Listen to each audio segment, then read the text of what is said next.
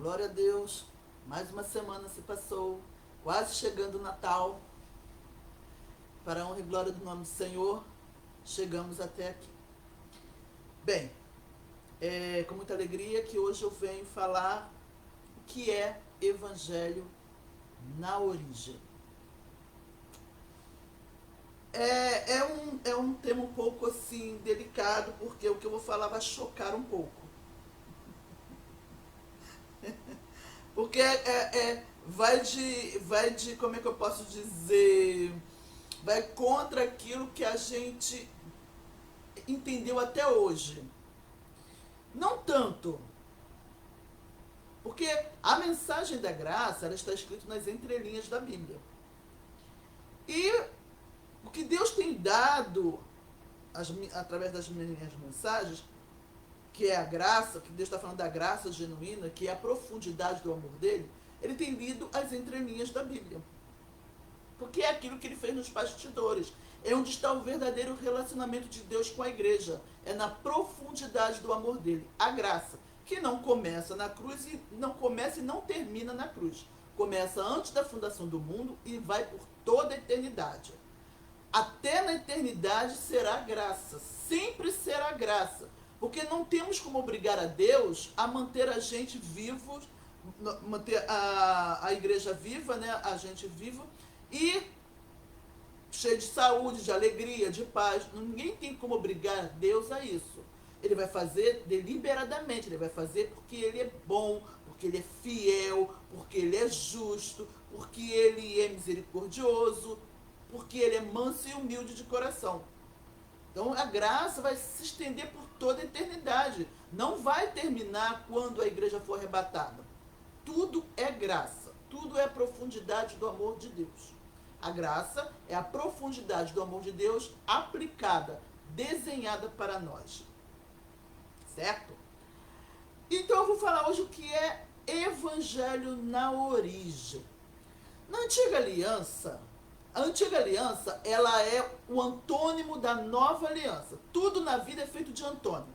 Os antônimos compõem tanto o universo espiritual quanto o universo físico. E Deus, ele não criou os antônimos. Os antônimos, eles surgiram, existem porque eles são o contrário daquilo que Deus é. E como Deus não tem culpa de ser quem ele é, ele também não tem culpa de existir os antônimos negativos, como o inferno, o mal, a dor, o sofrimento, a tristeza, a morte. Ele não tem culpa de existir os antônimos negativos. E tudo, então, os antônimos compõem o universo, tanto espiritual quanto físico. Então, lá na Antiga Aliança, Deus está mostrando a justiça do raciocínio lógico, porque Deus é uma pessoa que tem entendimento e sentimentos. E ele fez a gente semelhante a ele, com entendimento e sentimentos. Só que a justiça do raciocínio lógico, ela tem as suas leis. E o que significa as suas leis, a sua própria justiça? É a forma como ela enxerga as coisas, como ela julga as coisas e como ela trata as coisas. E ela é assim, ela é radical, ela não tem compaixão, ela não tem misericórdia, ela não aprova o pecador, ela não quer saber de nada, ela passa por cima de qualquer coisa. Eu não vou entrar muito em detalhes porque não é o objetivo aqui agora, eu já falo muito sobre isso nos outros vídeos. E ela é assim, e ela é uma justiça hipócrita, certo? E tem a justiça do amor. A justiça do amor, que também é a forma como o amor avalia e julga e trata as coisas. A justiça do raciocínio lógico é assim, ela cria as leis dela, baseado no que ela acha, mas ela mesmo não segue as leis dela. Ela bota o outro para seguir. O amor não é assim. O amor tem as leis dele para ele mesmo seguir. O amor não bota o outro para seguir. Ele segue as leis que ele mesmo aplica. Ok? O amor é diferente da justiça do raciocínio lógico. E na Antiga Aliança, Deus está revelando a justiça do raciocínio lógico, que é a razão, que a gente chama de razão. E na nova aliança, Deus está revelando a justiça proveniente do amor. E a igreja é resultado da justiça proveniente do amor. Os salvos, os escolhidos, são resultado da justiça do amor. Os perdidos são resultado da justiça proveniente do raciocínio lógico. Eles vão ser condenados pela ira. E nós seremos salvos pelo amor. Lá na Antiga Aliança, Deus está mostrando a justiça do raciocínio lógico, como ela procede. E uma das coisas que Deus me chamou a atenção é que na Antiga Aliança, Deus tratava, a justiça do raciocínio lógico trata no coletivo. Se nós quem já leu a Bíblia vai lembrar da passagem de Corá, Acã, que eles tocaram naquilo que não era para tocar, eles ficaram com aquilo que não era para ficar. Deus falou, quando vocês invadirem uma cidade, tomarem posse dessa cidade, queimem tudo, não peguem nada para vocês. Acã e Corá pegaram os despojos e guardaram o que não era para guardar. E Deus castigou, aí o que aconteceu? Deus castigou todo o arraial. Até descobrir quem foi que... não Deus, né? Deus já sabia quem tinha sido. Até os líderes descobrirem quem foi que tocou no que ficou com aquilo que não era para ficar. Aí quando descobriram que foi Acã e Corá, isso foram em épocas diferentes, tá? Acã foi em uma época e Corá foi em outra. Eu acho que Corá foi na época de Moisés e Acã acho que foi na época de Josué. O que aconteceu? A família toda foi morta junto com Acã e Corá. Porque ali tratava no coletivo, porque era aquela coisa, arranca o mal pela raiz para que não haja contaminação. Então, uma das características da antiga aliança, da justiça do raciocínio lógico, é que ela trata no coletivo. Então, o que Deus me chama a atenção é que na nova aliança, Deus não trata no coletivo. Deus trata no particular. Deus trata no individual. Certo?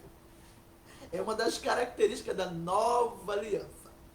E quando Deus fez todas as coisas, porque Deus tem um entendimento muito profundo, Deus tem um entendimento muito amplo e profundo de todas as coisas bem detalhadas. A nossa visão não, a nossa visão é muito limitada. A gente só enxerga a Bíblia assim, Deus santo, santo, santo, irado com o pecador. A gente só vê desse ângulo, pecado, castigo e obedecer, senão vai para o inferno, a gente só vê desse ângulo. Só que Deus, quando fez as coisas, Ele não fez baseado neste ângulo. Ele fez no ângulo do homem sendo criação.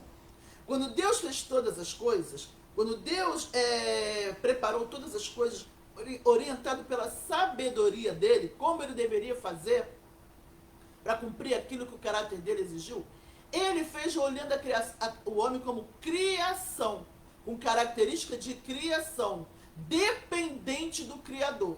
Deus não fez o homem com características de pecador, que tem que provar que é um bom cristão, tendo que provar que ama a Deus, tendo que provar que ama o próximo. Não, Deus fez olhando o homem como criação, totalmente dependente do Criador, que não tem vida e poder em si mesmo. Foi nessa visão que Deus fez todas as coisas. Por isso, isto é importante para a gente entender o que é evangelho na nova aliança. Eu vou usar um exemplo muito interessante do avião. O avião, quando está lá em cima e acontece alguma coisa, que é necessário usar a máscara. A orientação das pessoas que trabalham, né, dos comissários de bordo, que a gente chama de aeromoça, e os rapazes eu não sei como é que se chama, tá? A moça eu sei que é aeromoça. Eles dão a orientação do seguinte, que quando tem que usar máscara, cada um coloque a sua máscara, que não é para ninguém ficar tentando colocar a máscara no outro. Então cada um vai. Eu pergunto, Imagine todo mundo em plena turbulência, onde não há oxigênio, as pessoas tentando botar máscara no outro, tentando provar que ama o próximo, tentando provar que é um bom cristão, tentando provar que ama a Deus, em pleno ar onde não tem oxigênio, e cada um tentando botar máscara no outro, tentando provar que não é egoísta. O que aconteceria? Ia causar um grande acidente. Talvez todo mundo até morresse. Aí eu pergunto, cada um botar a sua máscara é egoísmo ou sabedoria? Sabedoria. Então, é sobre isso que eu vou falar hoje. Que evangelho é cada um botando a sua própria máscara de oxigênio. Não é egoísmo, é sabedoria de Deus. Eu vou ler alguns textos, alguns versículos para vocês entenderem um pouco do que eu quero falar hoje. Eu vou ler em Tiago 4, do 13 a 17. Diz assim Tiago... Não, primeiro eu vou ler Filipenses, que eu já estou em Filipenses. Filipenses 2, 13. Filipenses 2, 13 diz o seguinte: pois é Deus quem efetua em vós tanto querer quanto realizar, de acordo com a boa vontade dele. Pois é Deus quem opera em vós, quem efetua em vós tanto o querer quanto realizar, de acordo com a boa vontade dele. Então aqui está dizendo que é Deus quem bota o desejo do nosso coração e faz a gente fazer. E eu já falei isso várias vezes nas outras lives. Que Deus bota o desejo e faz a gente fazer segundo o propósito dele, segundo a necessidade daquilo que ele tem que fazer. Agora eu vou ler Tiago 4, do 13 a 17. Tiago 4, do 13 ao 17. Ouçam agora vocês que dizem: hoje ou amanhã iremos para esta ou aquela cidade. Passaremos um ano ali, faremos negócios e ganharemos dinheiro. Vocês nem sabem o que lhes acontecerá amanhã. Que é a sua vida? Vocês são como a neblina que aparece por um pouco de tempo e depois se dissipa. Ao invés disso, deveriam dizer: se o Senhor quiser,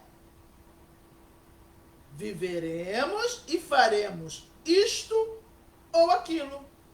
Agora, porém, vocês se vangloriam das suas pretensões. Toda vanglória como essa é maligna. Pensem nisto, pois. Quem sabe que deve fazer o bem e não o faz, comete pecado. Bem, as pessoas pegam esse versículo do 17 aqui de Tiago 4 para falar, para dizer que quem pode fazer o bem e não faz está pecando. Só que este versículo não está falando sobre isso. Este versículo está ligado com os versículos que eu li acima.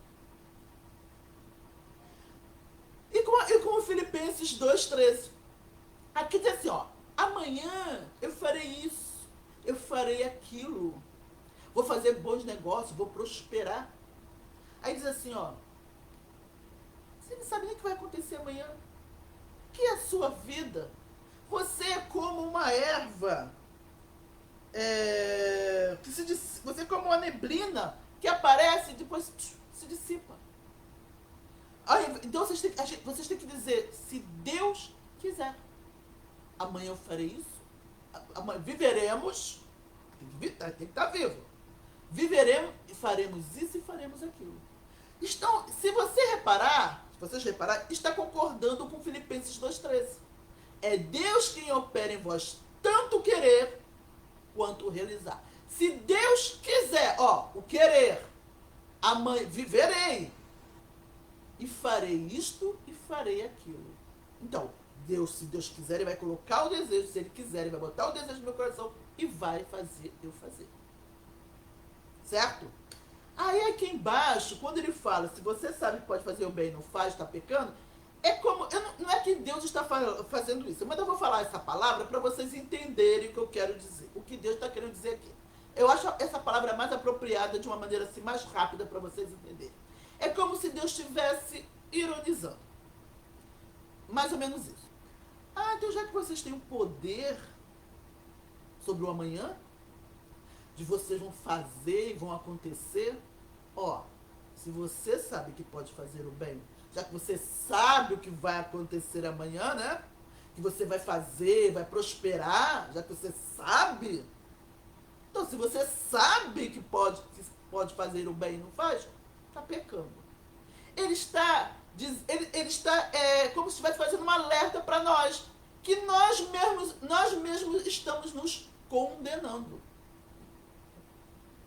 Já que a gente tem o poder de fazer alguma coisa, ó, o poder de fazer alguma coisa, já que eu sei que eu posso fazer o bem, que eu devo fazer o bem, e eu não faço, eu estou pecando.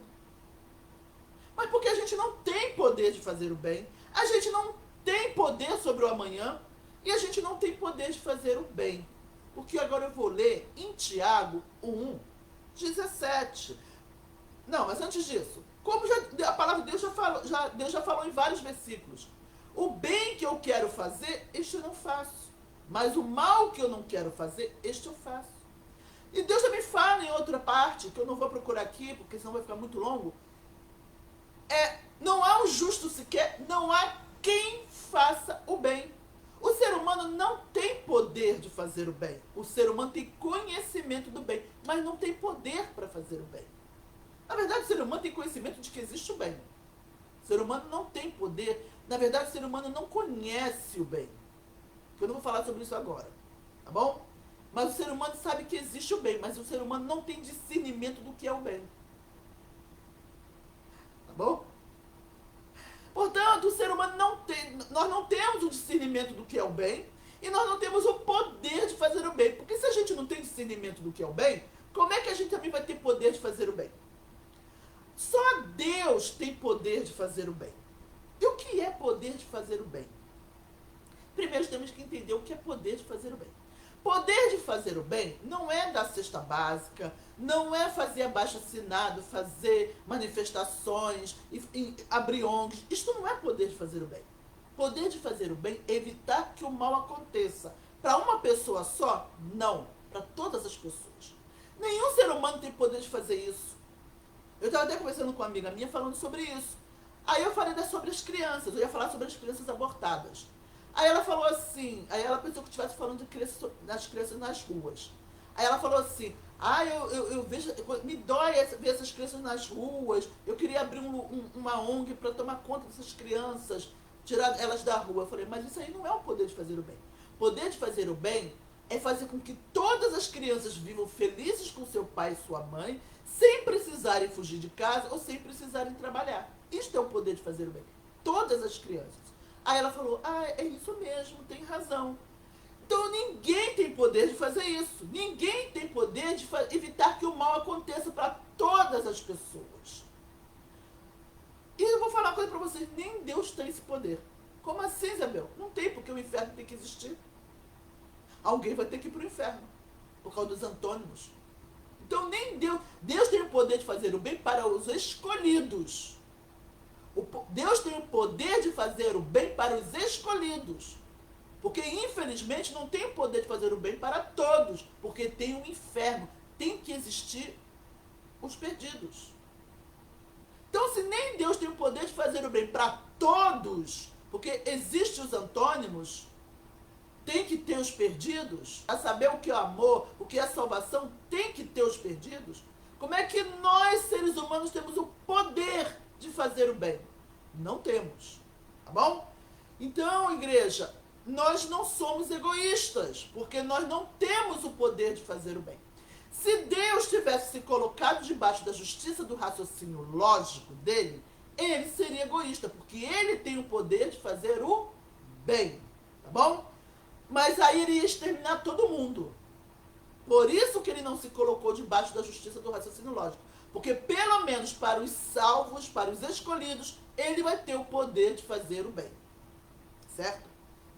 Mas se ele se colocasse debaixo da justiça do raciocínio lógico, não ia sobrar ninguém.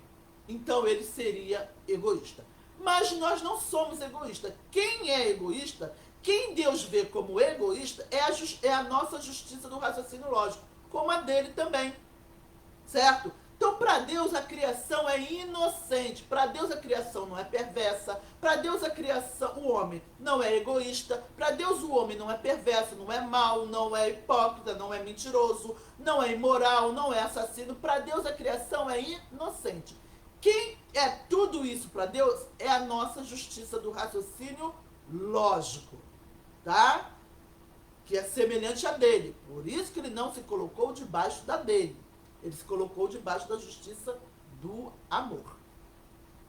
Agora eu quero ler outros versículos que está escrito em Tiago 1. Cadê? Onde eu estou? Tiago 1, 17. Oh, meu Deus, cadê Tiago 1, 17? Ah, quer dizer que eu perdi. Não, tá aqui. Tiago 1, 17 diz o seguinte: porque toda boa dádiva e todo dom perfeito vem do alto, descendo do Pai das luzes, que não muda como sombras inconstantes. Viu? Então Deus está dizendo aqui, a palavra está dizendo que tudo de bom e perfeito e agradável vem de Deus. O amor, a compaixão, a misericórdia, a paz, a alegria, tudo aquilo, todas as boas obras não somos nós. É Deus que coloca o desejo em nós e faz a gente agir segundo a sua boa vontade, segundo a necessidade, segundo o seu bom propósito. Certo? Então, nós não temos o poder de fazer o bem. Quem faz o bem é Deus através de nós. Por isso que nós não somos egoístas. Aí eu andei falando, deixa eu ver se eu li todas, deixa eu ver se eu li todas. Filipenses, Tiago 17. Vou ler João 15, 5. Agora vamos para João 15, 5. Que é um texto conhecido que diz sobre: eu sou a videira, vós os ramos. Quem permanece em mim e eu nele, esse dá muito fruto, porque sem mim nada podeis fazer. Jesus está dizendo que nós somos os ramos e ele é a videira. E em Isaías também diz que eu acho que é Isaías 11, se eu não me engano, perdoa se eu estiver errada, mas agora que me veio à cabeça, diz que Jesus é o tronco e a raiz de Jessé. Então Jesus é o tronco e a raiz, e nós somos os ramos. Eu já falei em outras lives que dizer que o homem egoísta é uma artimanha do anticristo. Por quê? Porque ele vai dizer que a paz mundial depende de nós. Que nós não podemos ser egoístas, que temos que pensar no próximo. Só que isto não é uma verdade. E para existir esta paz mundial, o anticristo vai roubar do homem o direito de pensar e sentir. Que são duas características que nos tornam semelhantes a Deus. Deus nos deu o direito de pensar e sentir. E se a pessoa pensar diferente dele, vai dizer o quê? Que está atrapalhando a paz mundial, que está atrapalhando a unidade, os relacionamentos, a harmonia. Então tem que ser o quê? Eliminado. Afinal, a paz depende de nós. Não podemos ser egoístas. Temos que pensar no próximo. Entenderam? Por que dizer que o homem egoísta é uma artimanha do anticristo? Porque o diabo sabe que o homem não é egoísta. Porque o diabo sabe que o homem é criação e não tem poder de praticar o bem. É Deus que produz em nós o bem. Mas, então, quando diz que depende de nós, presta atenção, depende de nós, está dizendo o que nas entrelinhas? Que não precisamos de Deus. Certo? Depende de nós. Ou seja, nós somos a salvação, nós somos a solução, nós somos a resposta. Está negando que Jesus é a saída, que Jesus é a resposta, que Jesus é a salvação. Que nós é que somos. E nós não podemos ser egoístas, temos que pensar no próximo. Certo? Então, Jesus falou, já falei também em outras lives, que são 2 mandamentos. Amarás ao Senhor teu Deus e ao teu próximo como a ti mesmo. Jesus disse também para Marta, Marta, Marta, uma coisa só importa. E Maria escolheu a melhor parte que não lhe será tirada. Então, 2 mandamentos. E eu já falei também que são 2 tipos de relacionamento. Amarás ao Senhor teu Deus é relacionamento de Deus com o homem com Deus. E ao teu próximo como a ti mesmo é relacionamento ser humano para ser humano. Só que Jesus disse que uma coisa só importa. Só tem espaço para uma coisa importante, porque eu também já falei sobre isso.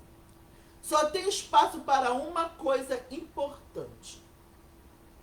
E Jesus falou para Marta, Marta, Maria escolheu a melhor parte, que não lhe será tirada.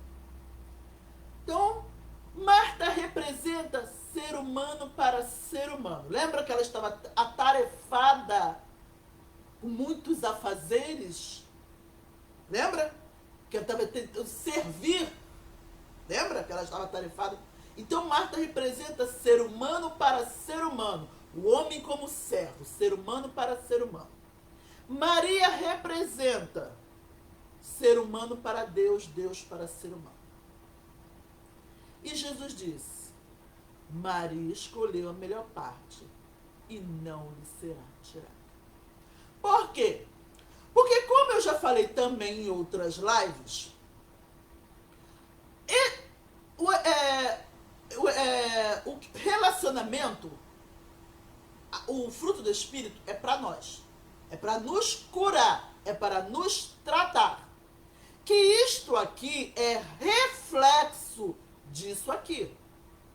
Certo? Então, a gente tendo isto aqui, automaticamente a gente tem isso aqui. É reflexo disso aqui. Mas se a gente tiver isto aqui, está negando isto aqui. Por quê?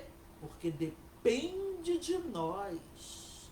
Não podemos ser egoístas.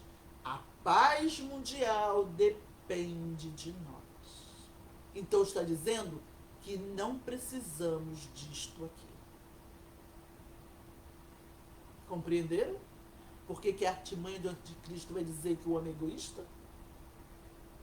Porque está dizendo que se depender de nós, não precisamos disso aqui. Tendo isto aqui, vai ter isso aqui, porque é reflexo. Mas tendo isto aqui, nega isto aqui. Diz que não precisa de Deus. Que nós é que somos a saída, nós é que somos a solução, nós é que somos a resposta, que não podemos ser egoístas. Mas qual é o preço que vai ser pago por isso? Roubar o direito do homem pensar e sentir. De acabar com a diferença de opiniões. Só que isto é algo impossível. Não tem, foi um direito que Deus nos deu, que nos torna semelhante a Ele. Então o que vai acontecer? Vai exterminar quem não concordar com Ele. E já vimos isso em vários lugares, né? Não preciso nem falar. Por quê? Porque é isto aqui. Então está dizendo que não precisa disso. Agora, por que é evangelho é isso aqui. Eu já falei. Agora vamos entender um pouco mais por que evangelho é isso aqui e não isto aqui. Eu já falei, porque tendo isso, nega isto. Está dizendo que não precisamos de Deus. Agora eu vou ilustrar para vocês entenderem por que Jesus falou que ele é a árvore e nós somos os ramos. O que tem a ver isto com o evangelho? Bem, eu já falei que Deus fez baseado no homem como criação e não como homem pecador que tem que ficar provando que é uma boa pessoa, que ama o próximo e que ama Deus. Certo? Criação.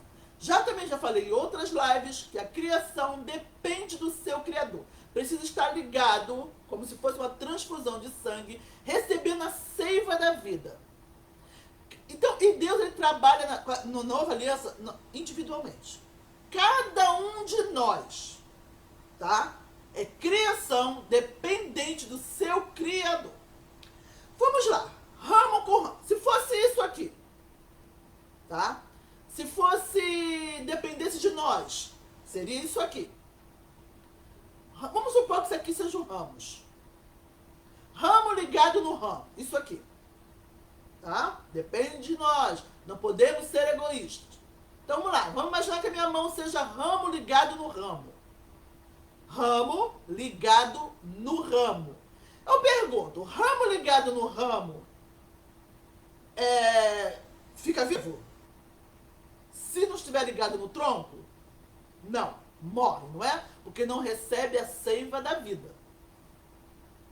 Para estes ramos sobreviverem, vai precisar estar ligado, aqui está o tronco, que é Jesus, o tronco e a raiz.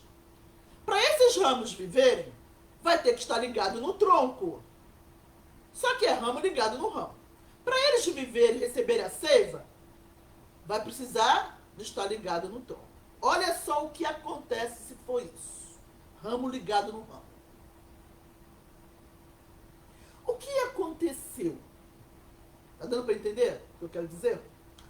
Houve um intermediário entre os ramos e o tronco. Entre a criação e Jesus. Eu pergunto, igreja, existe algum intermediário entre a igreja e Jesus? Que eu saiba, não. Pastor? Apóstolo? Líder de célula? Bispo? Ninguém. Não existe nenhum intermediário entre a igreja e Jesus, entre a criação e Jesus. Jesus é o intermediário entre o homem e Deus. Mas entre o homem, a igreja, a criação e Jesus, não existe intermediário. Então, se fosse ramo ligado com ramo, para esses ramos terem vida, teria que ter um intermediário. Isto não é bíblico. Isto não procede. Isto não é evangelho. Então, este ramo aqui não existe. O que é evangelho, igreja? É cada criação ligada ao seu Criador. Isto é evangelho. Cada ramo ligado ao seu Criador. Ligado ao tronco. Sem intermediário. Por isso que evangelho, igreja, não é ramo com ramo. Não é assim. Não depende de nós. Nós não somos a fonte de águas vivas. Nós somos cisternas rotas, cisternas rachadas. Como Deus diz lá em Jeremias 2, se eu não me engano, 17 ou 19. Vocês deixaram a fonte de águas vivas e cavaram para si cisternas rotas que não retêm água. Aí no 2,19 diz, vocês verão como é mal se afastar do Senhor teu Deus. Mal com U, ou seja, não é bom se afastar do Senhor teu Deus. Nós somos cisternas rachadas, nós não somos a fonte de água viva. Por isso que evangelho não é isso. Evangelho é isto. Cada ramo ligado ao tronco. A nossa unidade não é ramo com ramo. A nossa unidade é ramo ligado ao tronco. É ramo no tronco. Nós, igreja, já somos unidos no tronco. Eu estou no tronco, você está no tronco, o outro está no tronco. O tronco é que nos une. Não é ramo com ramo. Ramo com ramo morre. E para estar ligado a um tronco precisaria de um intermediário.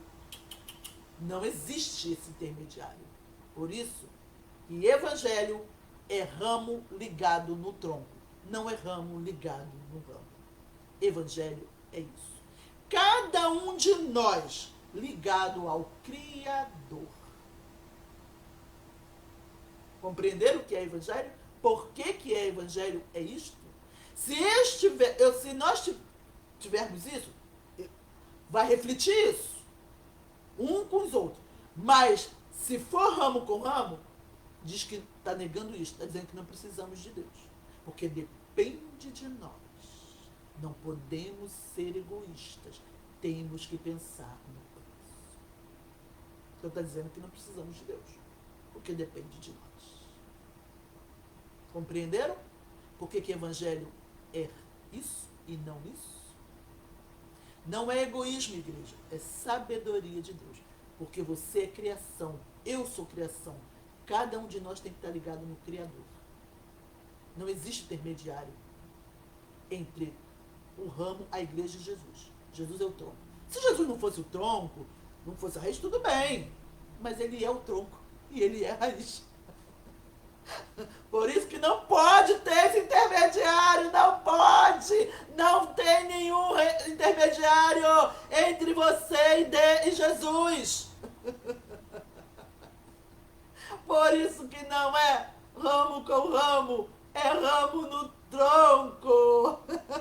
É isso.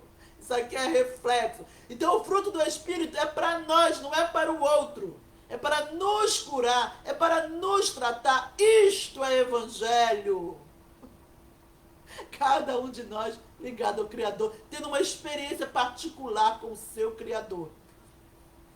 E preste atenção no que eu vou falar agora.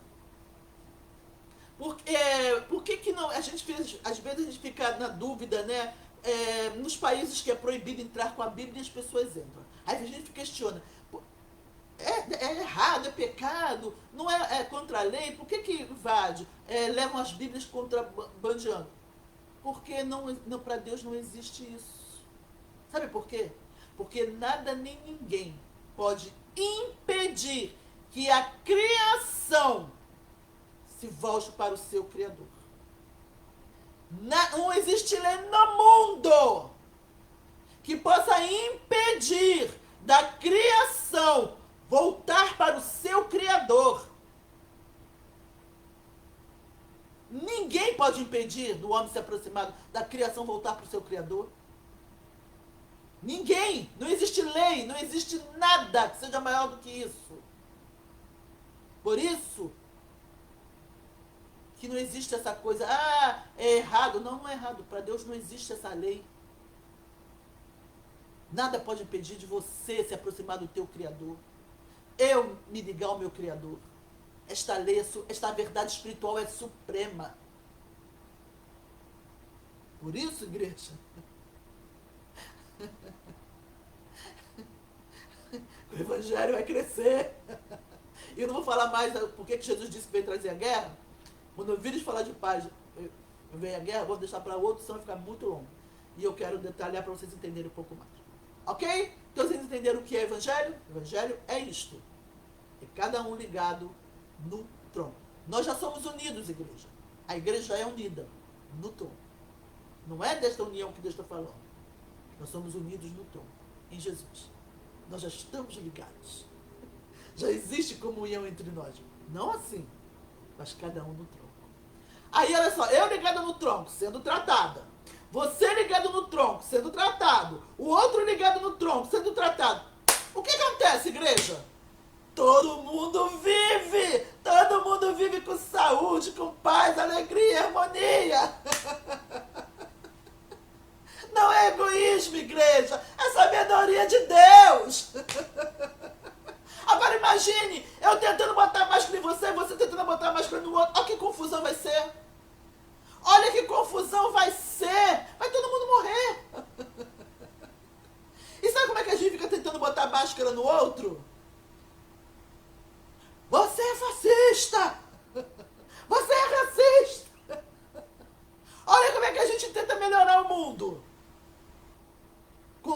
condenando, julgando um ao outro.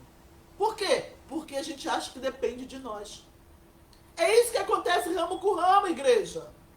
É isso que acontece, a divisão, as facções, as separações, as obras da carne.